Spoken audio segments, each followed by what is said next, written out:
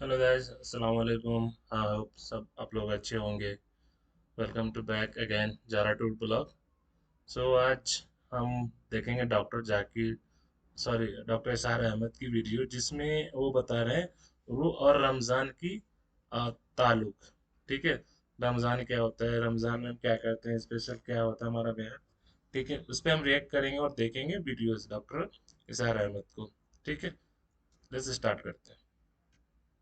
मन सामा रमजान ईमानम व इहतिसाबन गुफिर लहू मा तक़द्दम मिन ज़म्बी व मन क़ाम रमजान ईमानम व इहतिसाबन गुफिर लहू मा तक़द्दम मिन ज़म्बी। तो सियाम और क़याम जो है, इन दोनों का हक अदा हो जाता है। तो ये है शहर रमज़ान अल्लज़ी उन्ज़िल फ़ीहिल क़ुरान हुदल लिन्नास व बय्यिनातिन मिनल हुदा वल फ़ुरक़ान फ़मन शहिद मिनकुम अश-शहरा फ़लयसुम व मन कान मरीदन औ अला सफ़रिन फ़इद्दतुन मिन अय्यामिन उख़र युरीदुल्लाहु बिकुमुल युस्रा वला युरीदु बिकुमुल उस्र वलितुकमिलुल इद्दत वलितुकब्बिरुल्लाह अला मा हदाकुम वलअल्लकुम तशकुरून। अब जो आखिरी लफ्ज है लअल्लकुम तशकुरून, अब उसकी वजाहत समझिए।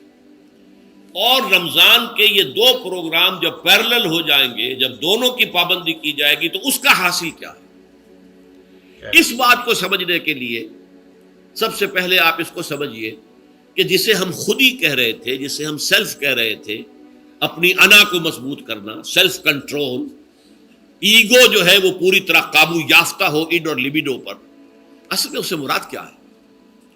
इस पर मैंने तफसील से बहस की है अजमत सौम नामी अपने किताबचे में। वैसे ये है कि वो मुश्किल है, जरा फलसफियाना उसका अंदाज है, बेशक। लेकिन ये है कि वही बातें आसान अल्फाज में जो दूसरा किताब चाहे अजमत सयामो क़याम रमज़ान मुबारक, वो आसान है। बेशक। अगरचे ये दोनों बहुत ही महदूद तादाद में हमारे पास हैं, लेकिन ये कि मैंने जिक्र कर दिया, जो हजरात लेना चाहें वो ले लें। लेकिन ये है कि इसमें असल पस मंजर क्या है। देखिए, हमारा जो वजूद है इंसान का, ये कॉम्पोजिट है, मुरक्कब है। हमारे दो वजूद हैं जो जोड़ दिए गए। कैसे जोड़ दिए गए हम नहीं जानते, लेकिन है दो वजूद। एक वजूद हैवानी है। मैंने अर्ज किया था पहले ही, हर इंसान एक हैवान भी है मुकम्मल। सारे हैवानी तकाजे हमारे अंदर भी है। लेकिन हैवान और इंसान में बुनियादी फर्क यह है कि इंसान का जो असल वजूद है वो रूहानी है। रूहानी। उस रूहानी वजूद की वजह से इंसान का वो मकाम हुआ कि तमाम फरिश्तों को उसको सजदा करने का हुक्म दिया गया। फैज़ा सव्वैतुहु व नफ़ख्तु फ़ीहि मिन रूही फ़क़ऊ लहू साजिदीन। फरिश्तों से कह दिया गया था कि मैं एक बशर पैदा करने वाला हूं मिट्टी से। जब मैं उसे पैदा कर लूं और उसकी नाक पलक संवार दूं, दो पलक दुरुस्त कर दूं, तो फिर उसके सामने और उसमें अपनी रूह में से फूंक दूं, तो गिर पड़ना उसके सामने सजदे। हैवान इंसान और इंसान रूहानी, ये दोनों मिलकर अब आदम बने हैं। सही बात, दोनों मिलकर एक आदम बने हैं। नंबर दो, इस हैवान इंसान का वजूद जमीन से है, मिट्टी से पैदा की, मिट्टी से, गारे से, तीन लाजिब से, चिपचिकाने वाले गारे से, वो जिसमें के बदबू पैदा हो जाए, ये सारी बातें कही गई है। और साइंस भी कहती है मिट्टी से पैदा हुए। कैसे पैदा हुए उसमें इख्तलाफ है, लेकिन ये कि है मिट्टी हमारी ओरिजिन, कुरान भी कहता है और साइंस भी कहती है। और हमारे वजूद को जब वो थक जाए, मुजमहिल हो जाए, उसकी एनर्जी कम हो जाए, तो उसके लिए जो ग़िज़ा है, जो तक़वियत है, वो भी सारी ज़मीन से आ रही है। आपने फल खाए, आपने गंदुम खाई, आपने चावल कहाँ से आ रहे। जमीन अच्छा, बकरी का गोश्त खाया तो बकरी का गोश्त किस चीज़ से बना है। उसने घास खाई है, उसने पत्ते खाए हैं, वहीं से तो बना है ना। बेशक। अल्टीमेट सोर्स आपके वजूद हैवानी के लिए जो आ रही है वो ज़मीन है। वजूद रूहानी को भी तक़वियत की ज़रूरत है, वो भी मुज़महिल होती है, कमज़ोर हो जाती है।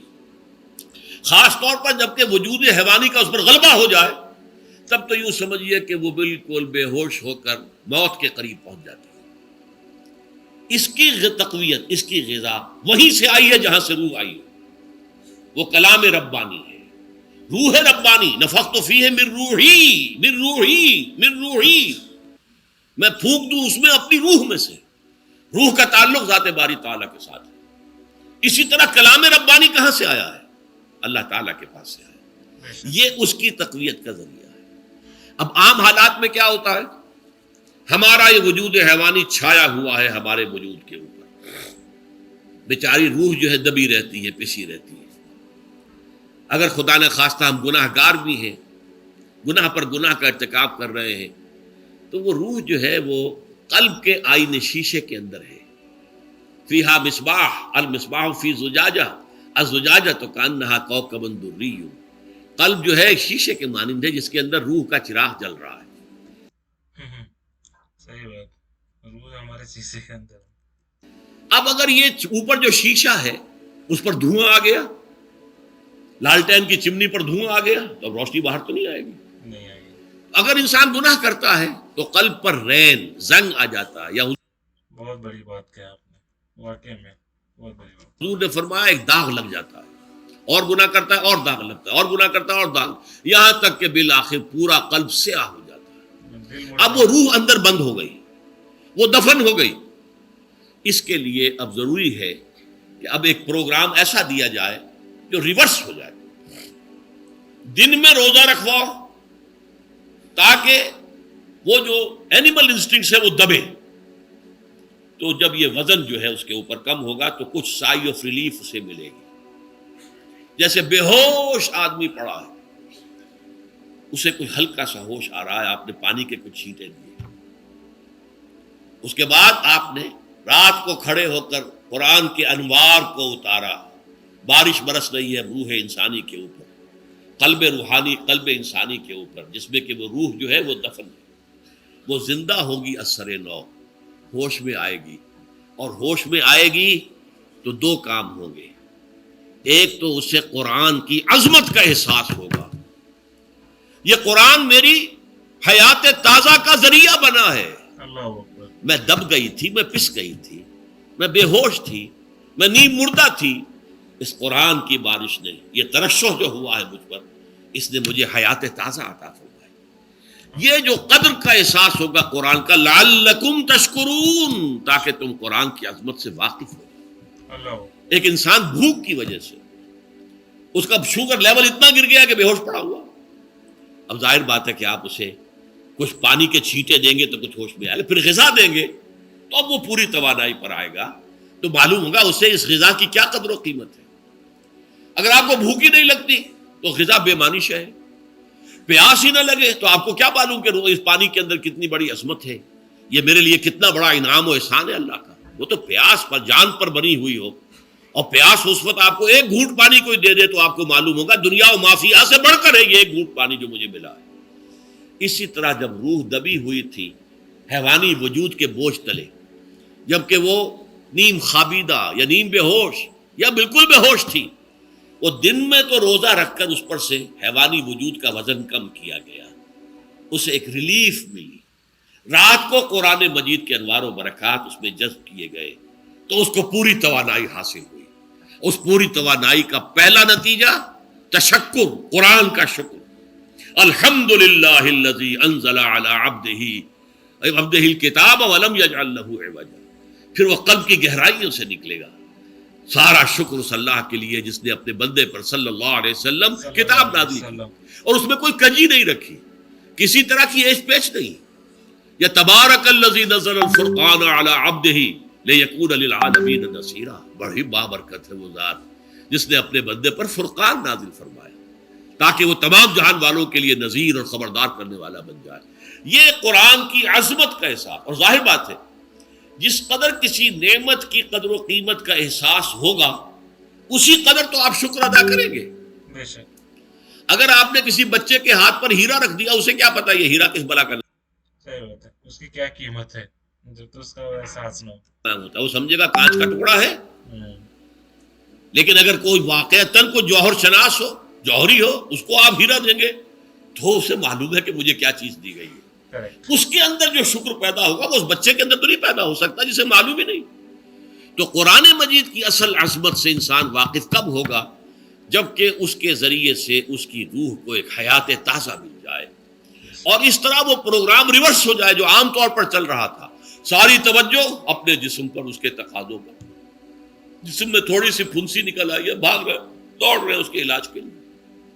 کوئی اور مرض لاحق ہو گیا، بھاگ رہے ہیں، دوڑ رہے ہیں اس کے علاج کے لیے، بڑی بڑی فیسیں بھی دے رہے ہیں، ساری جسم کی پرواہ ہے، روزانہ نہا رہے ہیں اور اچھے سے اچھا صابن لا کر نہا رہے ہیں، وہ جسم کی پرواہ ہے نا، اس کی دیکھ بھال ہے، روح کی طرف توجہ ہی نہیں۔ یہ ہے وہ بات جو کہی گئی ہے سورہ حشر میں، اور جسے علامہ اقبال نے پھر اپنے فلسفہ خودی کی اساس اور سورس قرار دیا ہے، وَلَا تَكُونُوا كَالَّذِينَ نَسُوا اللَّهَ فَأَنسَاهُمْ أَنفُسَهُمْ أُولَٰئِكَ هُمُ الْفَاسِقُونَ۔ دیکھو اے مسلمانوں، ان لوگوں کے مانند نہ ہو جانا جنہوں نے اللہ کو بھلا دیا تو اللہ نے انہیں اپنے آپ سے غافل کر دیا، اور یہی لوگ فاسق و فاجر ہیں۔ یہ سوال پیدا ہوتا ہے کہ انسان اپنے آپ سے کہاں غافل ہوتا ہے؟ کیا اپنے وجود حیوانی سے غافل ہوتا ہے؟ کیا بھوک لگتی ہے تو وہ ادھر ادھر منہ نہیں مارتا؟ غذا کو حاصل کرنے کے لیے کوشش نہیں کرتا؟ کرتا ہے، بے شک کرتا ہے، پیاس لگتی ہے تو کیا پانی یا کوئی اور مشروب تلاش نہیں کرتا؟ کرتا ہے، کوئی بیماری لاحق ہوتی ہے تو کیا اس کے علاج کی طرف توجہ نہیں کرتا؟ جاتا ہے، اسے آرام کی حاجت ہوتی ہے تو آرام نہیں لیتا؟ اپنے اس وجود سے تو غافل نہیں۔ کون سے وجود سے غافل ہوا ہے؟ وہ روحانی وجود سے غافل ہے، بھول گیا کہ میرے اندر روحانی وجود بھی ہے اور اس کا تعلق ذات باری تعالیٰ کے ساتھ ہے۔ اس نے سمجھا کہ میں بس حیوان ہوں، نرا حیوان ہوں، اپنے اس وجود کی اصل حقیقت ہی سے بے خبر، غافل۔ چنانچہ آج کے دور کا سب سے بڑا المیہ کیا ہے؟ ڈاروین کے نظریے کے جو اثرات پیدا ہوئے ہماری معاشرت پر، ہماری سوچ پر، ہمارے فکر پر، ہمارے فلسفے پر، ہماری سوشولوجی پر، وہ کیا ہے کہ ہم بھی نرے حیوان ہیں۔ اللہ اللہ خیر سلام۔ یہ سب سے بڑی محرومی ہے اس دور کی کہ انسان اپنے اصل شرف سے خود ہی مستعفی ہو گیا۔ ہمارا کوئی وجود ہے ہی نہیں روحانی وغیرہ، روح کسے کہتے ہیں ہم نہیں جانتے، بس یہ جسم ہے۔ ہم اللہ کو نہیں جانتے کون ہے کون نہیں ہے، ہوگا، ہم تو اس کائنات کو جانتے ہیں۔ ہم روح سے واقف نہیں، ہم تو اپنے جسم کو واقف ہیں۔ آخرت سے ہمیں کچھ پتہ نہیں، شاید ہو شاید نہ ہو، کچھ پتہ نہیں، لیکن یہ زندگی تو ہے، اسے ہم جانتے ہیں۔ یہ ہے آج کے انسان کا سب سے بڑا المیہ، اور یہ ہے ماس سکیل کے اوپر ارتداد، ذہنی طور پر مرتد ہو چکے ہیں انسانوں کی عظیم اکثریت مرتد ہو چکی ہے۔ یہ ہے در حقیقت کہ روزہ جو ہے اس پروگرام کو آ کر ریورس کرتا ہے۔ دن میں کھانے پینے، جنسی تقاضے پر پابندی، وہ وجود حیوانی کا وزن کچھ کم ہے، روح جو دبی ہوئی تھی یا سسک رہی تھی یا بے ہوش تھی یا نیند مردہ تھی، اسے کچھ ریلیف ملا۔ اب اس کے اوپر قرآن مجید کے تیرے ضمیر پہ جب تک نہ ہو نزول کتاب، گرہ کشا ہے نہ رازی نہ صاحب کشاف، ہمارے دلوں کے اوپر بارش ہو رہی ہو انوار قرآنی کی۔ وہ ظاہر بات ہے کہ بغیر سمجھے تو نہیں ہوگی بارش، وہ تو آپ کو سمجھ رہے ہوں گے تو بارش ہوگی، ورنہ تو یہ ہے کہ ٹھیک ہے، میں پہلے بھی عرض کر چکا ہوں، آپ کو ثواب تو ملے گا، لیکن یہ ہے کہ وہ اصل مقصد قرآن کی عظمت کا قلب کی گہرائیوں سے اعتراف جو ہے، اور اس پر اللہ کا شکر تو ادا ہوگا، لعلکم تشکرون، جبکہ قرآن مجید جو ہے آپ کے قلب کے اوپر نازل ہے، اس کا مفہوم نازل ہے۔ اچھا، اس کا دوسرا نتیجہ کیا نکلتا ہے؟ جب وہ روح جو ہے وہ ہوش میں آئے گی، اس کو حیات تازہ مل گئی، وہ اپنے اصل مرکز اور منبع اور سرچشمہ کی طرف جو ہے متوجہ ہوگی۔ عربی زبان کا ایک مقولہ ہے، کل شیء یرجع الی اصلہ، ہر شے اپنی اصل جڑ کی طرف جو ہے لوٹتی ہے۔ ہمارا وجود حیوانی زمین سے زمینی کی طرف لوٹتا ہے، یعنی مرنے کے بعد زمینی میں چلا جائے گا۔ زمین میں ہی اور نمبر دو، دنیا میں بھی زمینی خواہشات، زمینی تمنائیں، آرزویں وہ ہیں، وَلَٰكِنَّهُ أَخْلَدَ إِلَى الْأَرْضِ، جیسے کہ سورہ وہ کہا گیا ہے بلعام بن باعورہ کے بارے میں سورہ اعراف میں، وہ تو زمین ہی کی طرف دھنستا چلا گیا۔ ہماری روح کا منبع اور سرچشمہ ذات باری تعالیٰ ہے، وہ امر رب ہے، لہذا فوراً انسان اپنے رب کی طرف متوجہ ہوتا ہے۔ یہ اللہ کی طرف متوجہ ہو جانا اور پھر اس سے ہم کلام ہونا اور اس سے دعا کرنا، یہ ہے روزے کا اصل مقصد۔ جب سیام اور قیام رمضان مبارک کا دوہرا پروگرام ہوگا تو روح انسانی یا انسان کا حیوانی وجود اپنے مرکز کی طرف مائل پرواز تھا، حسن، اس کو کہہ لیجئے اپنے مرکز کی طرف مائل پرواز ہے روح، ہر شے اپنی اصل کی طرف لوٹتی ہے، لہذا یہ اللہ کی طرف متوجہ ہوگی۔ یہ اللہ تعالیٰ کی طرف متوجہ ہونے کا معاملہ دنیا میں رہا ہے، کہ لوگ کہیں جنگلوں میں جا کر تپسیائیں کر کے، غاروں میں بیٹھ کے، بڑی بڑی ریاضتیں کر کے کیا چاہتے تھے؟ مجھ کو ہے تیری جستجو، مجھ کو تیری تلاش ہے، خالق میرے کہاں ہے تو، مجھ کو تیری تلاش ہے۔ میں نے یہ نظم جو ہے تقریباً 6 سال جو ہے ہر روز صبح، ہمارا جو ہائی اسکول تھا اس میں جو صبح پریئر ہوتی تھی، لوگ سب جمع ہوتے تھے، پورا اسکول جو ہے اس کے ہمارے طلبا، تو یہ نظم جو ہے پڑھی جاتی تھی، مجھ کو ہے تیری جستجو، مجھ کو تیری تلاش ہے، خالق میرے کہاں ہے تو، مجھ کو تیری تلاش ہے۔ روح انسانی چاہتی ہے اللہ کا تقرب، اللہ کے قریب ہونا، اللہ سے رشتہ استوار کرنا۔ یہ وجود حیوانی حائل ہے اس کے راستے میں، یہ حیات دنیاوی اس کے لیے پنجرا بن گئی ہے، پنجرا بنا ہوا اس روح کے لیے یہ ایک ادر حقیقت ایک قید خانہ ہے۔ ہے۔ جیسے کہ حضور نے فرمایا کہ دنیا سجن المومن و جنت الکافر، مومن کے حق میں یہ دنیا قید خانہ ہے، اس کی روح جو ہے یہاں آ کر اس جسد حیوانی کے اندر جو ہے وہ دفن ہو گئی ہے، قید خانہ ہے، اس پنجرے میں بند ہو گئی ہے۔ تو لیکن وہ کافر کے لیے یہی باغ و بہار ہے، یہی پرعیش کرنے ہیں، یہی واقع میں یہ دین والے کے لیے دنیا واقع میں یہ قید خانہ ہے۔ جو نیک ہے، جس نے اللہ کے سوا کسی کی اور کی تعریف نہیں، اللہ کے دیے ہوئے حضرت محمد صلی اللہ علیہ وسلم کہے ہوئے ووٹ پہ چلا، وہ واقعی اس کے لیے یہ جیل ہے، اور آخرت اینڈ وہی جنت ہے اس کے لیے۔ تو اللہ ہم سب کو نیک راستے پہ چلنے کی توفیق عطا فرمائے۔